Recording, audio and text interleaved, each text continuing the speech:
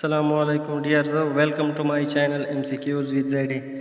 तो आज का हमारा टॉपिक है फोटोसिंथेसिस एंड रिस्पायरेशन। तो इस वीडियो में हम सिर्फ फोटोसिंथेसिस के बारे में डिस्कस करेंगे कि फोटोसिंथेसिस किसे कहते हैं। जैसे कि इसका नाम ज़ाहिर कर रहा है, फोटोसिंथेसिस यानी formation of food in the presence of sunlight is called photosynthesis. तो सनलाइट की मौजूदगी में खुराक का बनना प्लांट्स के अंदर, तो इस अमल को कहते हैं फोटोसिंथेसिस। अब इसके लिए रिक्वायरमेंट्स क्या हैं, किस चीज़ पे डिपेंड करता है, तो उनके बारे में थोड़ा जान लेते हैं। सबसे पहले है रिक्वायरमेंट्स ऑफ फोटोसिंथेसिस, यानी फोटोसिंथेसिस होने के लिए कौन कौन सी चीज़ें ज़रूरी है। तो सबसे पहले है क्लोरोफिल, फिर है कार्बन डाइऑक्साइड और फिर है वाटर। तो क्लोरोफिल जो है, क्लोरोफिल हमारे पास एक कम्प्लेक्स ऑर्गेनिक कंपाउंड है जो कि थैलेकॉइड मेम्ब्रेन में एम्बेडेड होता है, और इसके दो पोर्शन है, एक हेड है और एक टेल है। हेड जो है उसे हम पोरफायरिन हेड कहते हैं, जो कि 4 पायरोल रिंग का बना होता है, जबकि टेल जो है उसको हम फाइटोल टेल कहते हैं। पोरफायरिन हेड जो होता है वो सॉल्युबल इन वाटर होता है, और वो मेम्ब्रेन से थोड़ा बाहर निकला हुआ होता है, जबकि टेल जो होता है वो फुली एम्बेडेड होता है मेम्ब्रेन के अंदर, जो थैलेकॉइड मेम्ब्रेन है, और टेल हाइड्रोफोबिक इन नेचर है।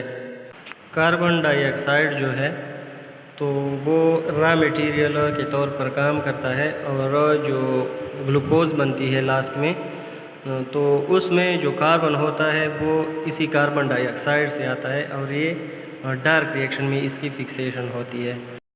इसी तरह वाटर भी एक रॉ मटेरियल के तौर पर काम करता है, और जो ऑक्सीजन रिलीज़ होती है फोटोसिंथेसिस में वो वाटर से आती है, ना कि कार्बन डाइऑक्साइड। हालांकि ऑक्सीजन कार्बन डाइऑक्साइड के पास भी होती है, लेकिन जो रिलीज़ होती है ऑक्सीजन वो वाटर से रिलीज़ होती है। और इसी से कई बार MCQ आ चुका है कि फोटोसिंथेसिस में जो ऑक्सीजन रिलीज़ होती है वो कहाँ से होती है, वाटर से या कार्बन डाइऑक्साइड से, तो वो वाटर से होती है।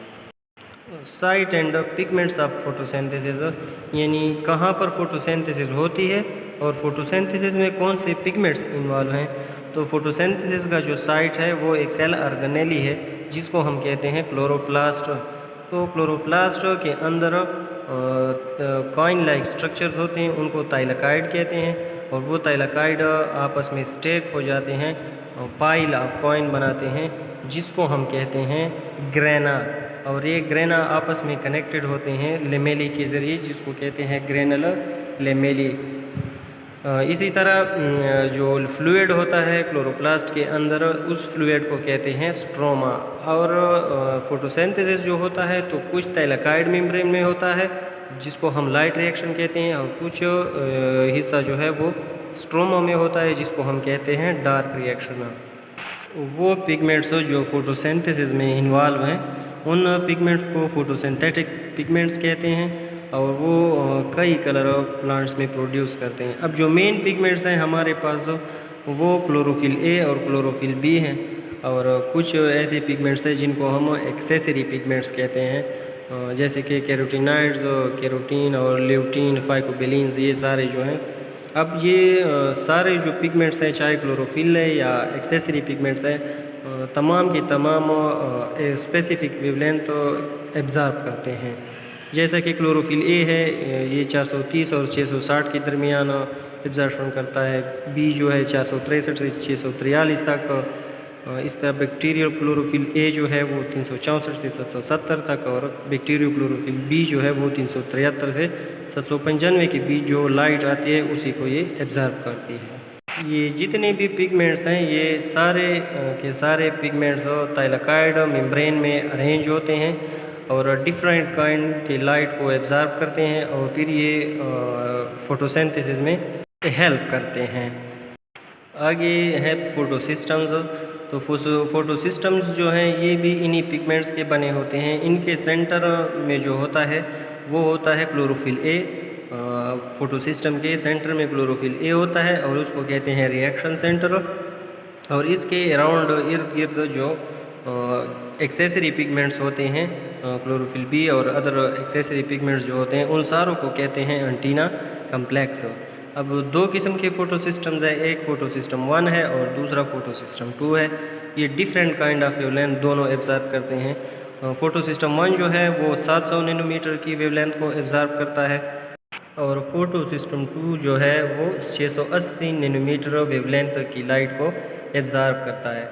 अब ये दोनों जो फोटो सिस्टम्स हैं ये थाइलाकॉइड मेम्ब्रेन में होते हैं। तो थाइलाकॉइड मेम्ब्रेन जो स्ट्रोमा के थाइलाकॉइड हैं उनमें ज़्यादातर फोटो सिस्टम 1 पाया जाता है और ग्रेना के जो थाइलाकॉइड हैं उनमें भी ज़्यादातर फोटो सिस्टम 1 पाया जाता है, जबकि फोटो सिस्टम 2 जो है ये ज़्यादातर ग्रेना थाइलाकॉइड में होता है, स्ट्रोमा थाइलाकॉइड में ये बहुत ही कम देखने को मिलता है।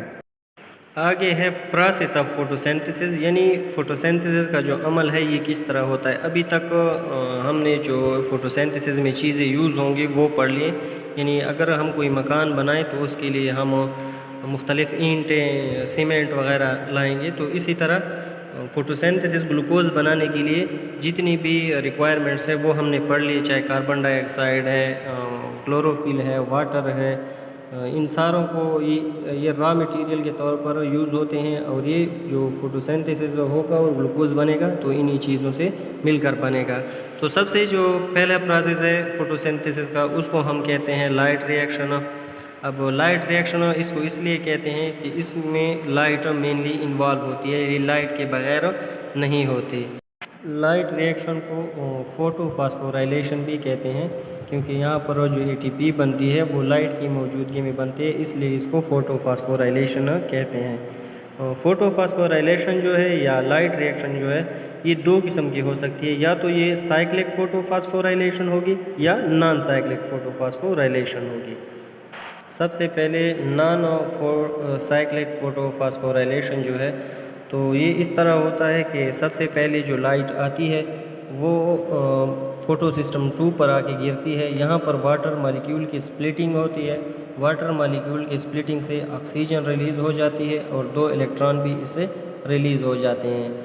तो जब लाइट क्लोरोफिल ए पर गिरती है तो इससे 2 इलेक्ट्रॉन एक्साइट हो जाते हैं, जिसे प्राइमरी इलेक्ट्रॉन एक्सेप्टर जो है वो एक्सेप्ट कर लेता है और फिर ये आगे साइटोक्रोम कम्प्लेक्स से गुजार देता है और यहाँ पर इसके पास जो एक्स्ट्रा एनर्जी होती है वो एटीपी बनाने में यूज़ हो जाती है। अब एक यहाँ पर एक लेंथी प्रोसेस है जिसे हम कीमोसिंथेटिक या कीमोऑस्मोसिस प्रोसेस कहते हैं, तो वो हम यहाँ डिस्कस नहीं करेंगे।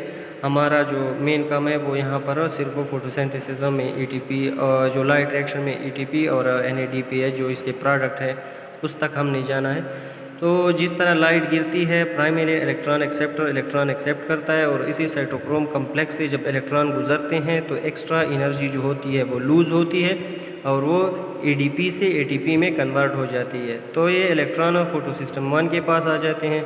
जिस तरह जैसे ही यहाँ आते हैं तो इसके 2 इलेक्ट्रॉन एक्साइट हो जाते हैं और इसका जो इलेक्ट्रॉन एक्सेप्टर है, प्राइमरी इलेक्ट्रॉन एक्सेप्टर, तो वो इसे एक्सेप्ट कर लेता है और FAD जो है इससे गुज़र कर यहाँ पर एक एंजाइम होता है NADP रिडक्टेज, तो वो NADP प्लस को NADPH में कन्वर्ट कर देता है और ये इलेक्ट्रॉन इसके यानी यहाँ पर रिडक्शन प्रोसेस हो जाता है। तो ये ATP और NADPH जो हैं ये स्ट्रोमा साइड पर बन जाते हैं और ये हमारे पास लाइट रिएक्शन के प्रोडक्ट्स होते हैं। अब लाइट रिएक्शन जब कंप्लीट हो जाता है तो इसके प्रोडक्ट्स हमारे पास NADPH2 और ATP बन जाते हैं स्ट्रोमा साइड पे। अब ये स्ट्रोमा साइड पे डार्क रिएक्शन होगा स्ट्रोमा के अंदर और ये जो लाइट रिएक्शन के प्रोडक्ट्स हैं ये यूज़ होंगे। तो ये जो लाइट रिएक्शन के प्रोडक्ट्स हैं ATP और NADPH, ये बहुत ज़्यादा बार ये MCQs में पूछा गया है कि लाइट रिएक्शन के प्रोडक्ट्स कौन कौन से हैं। तो वो हमारे पास हैं NADPH और ATP।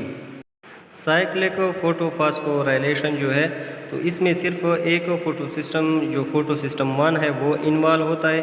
लाइट आती है फोटो सिस्टम 1 के रिएक्शन सेंटर पर गिरती है, इसके इलेक्ट्रॉन एक्साइट होते हैं, प्राइमरी इलेक्ट्रॉन एक्सेप्टर इसके इलेक्ट्रॉन को एक्सेप्ट करता है और इसके जो जब इलेक्ट्रॉन ये एक्सेप्ट करता है तो ये जो है साइटोक्रोम कम्प्लेक्स से इलेक्ट्रॉन्स को गुजार देता है और यहाँ पर ATP से NADPH बन जाता है और ये फिर वापस फोटो सिस्टम 1 की तरफ जो इलेक्ट्रॉन आ जाते हैं तो इसमें ये NADPH नहीं बन पाता, इसमें सिर्फ और सिर्फ ATP बनते हैं।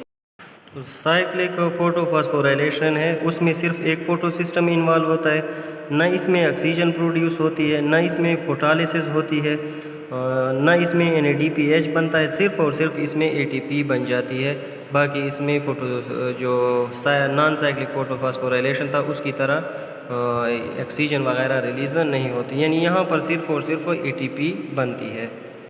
आगे है डार्क रिएक्शन या बायोसिंथेटिक फेज़। तो इस फेज़ में क्या होता है या इस प्रोसेस में क्या होता है, जो लाइट रिएक्शन में ATP और NADPH बन जाते हैं तो यहाँ पर वो यूज़ होते हैं, सनलाइट की ज़रूरत नहीं पड़ती, इसलिए इसको हम डार्क रिएक्शन कहते हैं। ये नाइट के वक्त भी हो सकता है और डे के वक्त भी हो सकता है, क्योंकि इसको लाइट की रिक्वायरमेंट नहीं होती, ये सिर्फ ATP और NADPH पर डिपेंड करता है। जब तक ये अवेलेबल होंगे तो ये साइकिल चलता रहेगा, जैसे ही इनकी कमी आएगी तो डार्क रिएक्शन नहीं होगा। अब डार्क रिएक्शन जो है आगे या तो ये C3 पाथवे चलाएगा या C4 पाथवे। अब C3 पाथवे इधर पढ़ते हैं, इंशाल्लाह फिर C4 पाथवे अलग से पढ़ेंगे। C3 पाथवे या केल्विन साइकिल, तो C3 पाथवे इसको इसलिए कहते हैं क्योंकि इसका जो पहला स्टेबल कंपाउंड बनता है तो वो 3 कार्बन कंपाउंड होता है जिसे PGA कहते हैं, इसलिए C3 पाथवे कहते हैं। और केल्विन साइकिल या केल्विन मेल्विन साइकिल या केल्विन बेंसन साइकिल इसलिए कहते हैं क्योंकि साइंटिस्ट का नाम केल्विन था। अब C3 साइकिल शुरू यूँ होता है कि कार्बन डाइऑक्साइड स्ट्रोमा के अंदर आ जाता है। जब ये स्ट्रोमा के अंदर आ जाता है तो ये 5 कार्बन कंपाउंड के साथ रिएक्ट करता है। उस 5 कार्बन कंपाउंड को राइबोलोज बिसफॉस्फेट कहते हैं। और जब ये रिएक्ट करते हैं तो एक एंजाइम यूज़ होता है, उस एंजाइम को रूबिस्को कहते हैं और इस पूरे प्रोसेस को कहते हैं कार्बन फिक्सेशन।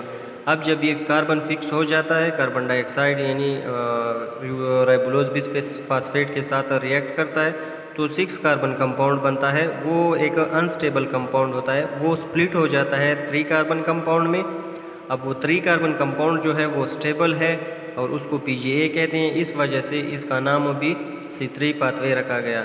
इसके बाद ये रिडक्शन प्रोसेस से गुजरता है, ATP और NADPH यूज़ होते हैं, ये 3 कार्बन कंपाउंड जो है, और फिर ये 3 कार्बन कंपाउंड बाहर निकल आता है इस साइकिल से और ग्लूकोज बनाने में यूज़ हो जाता है।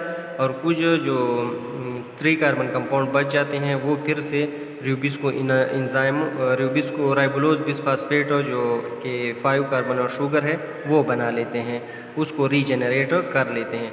और इसी तरह फिर पूरे एक ग्लूकोज बनाने के लिए 18 ATP यूज़ होते हैं और 12 NADPH यूज़ होते हैं। तो यहाँ तक हमारा जो फोटोसिंथेसिस का प्रोसेस है वो पूरा कंप्लीट हो जाता है, यानी लाइट रिएक्शन में जो मेन प्रोडक्ट बने थे वो थे NADPH और ATP, और फिर वो इसमें डार्क रिएक्शन में यूज़ हुए और ग्लूकोज बनाया। इस पूरे प्रोसेस को फोटोसिंथेसिस कहते हैं। तो फिर इंशाल्लाह इसके आगे C4 पाथवे पढ़ेंगे, फोटो रिस्पायरेशन पढ़ेंगे और जो इससे रिलेटेड फोटोसिंथेसिस से रिलेटेड चीज़ें हैं वो पढ़ेंगे। फिर इंशाल्लाह बढ़ेंगे रिस्पायरेशन की तरफ। जब ये पूरा चैप्टर कंप्लीट हो जाएगा फिर एट द एंड इंशाल्लाह इसके तकरीबन 80-90 तक MCQs हैं, वो भी फिर मैं शेयर करूँगा। तो इंशाल्लाह जो 1-2 MCQs कम्पिटिटिव एग्ज़ाम्स में आएंगे, चाहे वो ETA हो, NTS हो, KPPSC हो, FPSC हो, SPSC हो, BPSC हो या नीट हो, जो भी एजेंसी टेस्ट कंडक्ट कर रही हो और फोटोसिंथेसिस से जो MCQs बनेंगे इंशाल्लाह वो हमारे इस लेक्चर में या जो MCQs का लेक्चर होगा उसमें इंशाल्लाह कवर होंगे। तो इजाज़त चाहते हैं, वस्सलाम, अल्लाह हाफ़िज़।